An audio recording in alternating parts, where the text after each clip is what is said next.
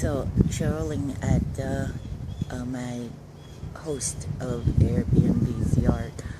I got permission to sun, and you can see the open space behind me.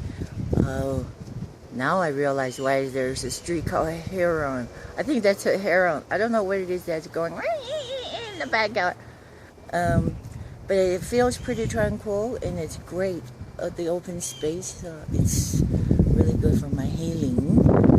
Since I'm here in Colorado to do my, I guess, the 24th Regenix SCP.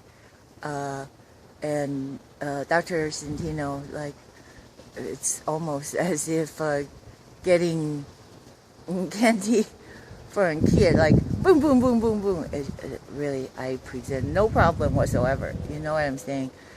Some people have difficulty getting injections, but I have to say that everybody is just very reassuring and calming versus when I was in California.